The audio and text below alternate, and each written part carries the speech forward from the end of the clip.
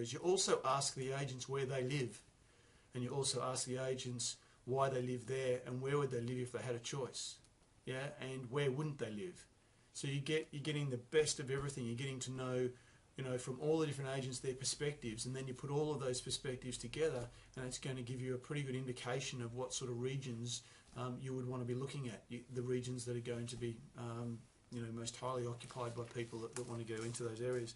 The final and one of the most important things that you've got to have in a documentation like this, and I'm just getting to the front of this so that I can, because I've got so many in it, is comparable sales evidence. Yeah, now you may not be able to read that because it's on a grey paper, but comparable sales evidence. And in this, what we do is we actually put down all the details of the property, which we can compile off the net and through information that we receive through the agents or realtors. And we do all the comparisons in square footage in the US and obviously square metres in Australia and replacement cost.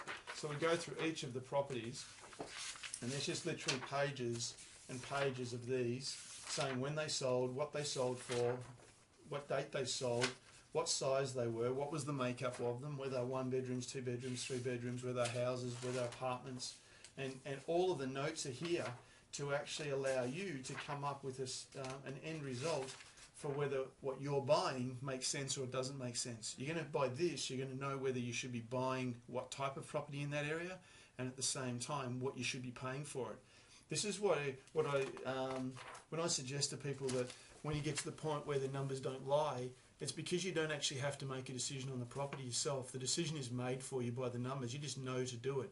The numbers stack up so comfortably that when you see a good deal, you can automatically do it, and you don't have to question yourself because you know all of the figures already. You can just reel the figures off. So you know square metre rates of what you need to be buying for, or square footage rates in the US, in terms of what you're buying for and then what you might be having to renovate or modify. So as I said, there's just pages and pages and pages of comparable information for this property. Now, would you consider that that's a lot of information to have at your fingertips to be able to work out whether that's a good deal? It is for you as a buyer to know whether that is a good deal.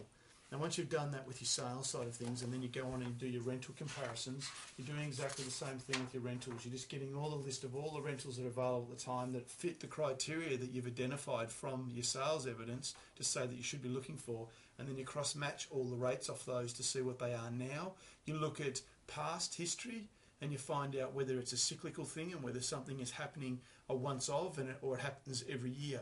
Does the rent stay consistent throughout the year and then peak at Christmas time because of that type of properties around holiday letting? Or does it actually drop off throughout the winter time because a lot of people vacate and go somewhere else?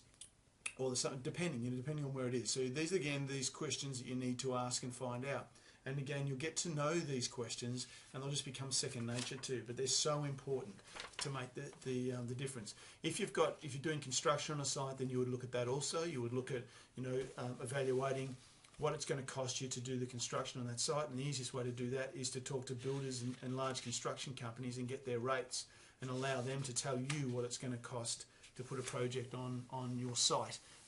Without committing to them. You're not committing anything to them. You're just saying, look, if I go and did a project like this, what are you building townhouses for right now? What are you building units or apartments for?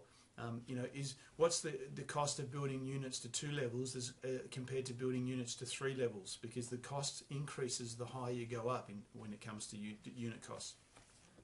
So all those things need to be taken into account. Particularly if you're doing any basement work, because any car parks in basements can add a significant amount of money to a site if you don't have the area within the site to actually cater for all your car parking. If you do and you can keep your car parking at ground level, then you're going to save a fortune. But if you can't, and it's better for you to go up to get the car parking underneath, then you need to factor in that cost balance of what you're going to have to spend to put everything in underneath at the same time as how high do you go to actually optimise what you're having to do in the ground to get it out. So there's a lot in that. That's not something you'd want to take guesswork out of. It's not something that I would suggest you do off the top of your head, or you would do as a first project. You would work into these slowly. That's a due diligence kit. Again, big thick document you can see there. That's an information kit that I put together to know whether the deal's right. It's an information kit that I would give to my bank manager. Do you figure that if I give that to a bank manager to say, listen, Mr. Bank Manager, would you be prepared to lend me some money on this project? Here's my due diligence on it. This is exactly what I know about this area. Yeah, and when you sit down with the bank manager and he starts reeling off things, you've actually got all the figures and you know exactly where to go to or how to put the information forward. Do you think that would be powerful in getting a loan? Do you think that the bank manager or financier is going to look at you and go, you know what you're doing? That's what you're doing. That is as much a sell as you buying the property in the first place, or you then on selling the property down the track if you do on sell it, or you selling the benefit for a tenant to come in and use your property. It's just so important to have these different elements covered. If you want to sell a project to an investor, do you reckon having a kit like this is a powerful document to be able to put in front of someone to say, listen, take this away and have a read of it. If this is something you like, you'll need to let me know by X date. Yeah, because I want to get commitment from people for this to move forward. Otherwise, I'm prepared to just put it off to someone else. Yeah. So again, that's what you do. That was a development site that would take 16 townhouses. Yeah, that particular project. Here's another one here. I'm going to get to this one on the wall in a moment. You may see that out the corner there, but I'm going to get to another one. These folders here. Right, that's one folder. Just to sort of show you documentation on this particular project, from photos to this has got working documentation on my notes from starting the project as to what I wanted to do, everything from what the development site is, where it's located, why the site stacks up, activities in the area, some notes in that I've made to planning department, again rental evidence, buying evidence, size, square meterage, you name it. That's all on apartments.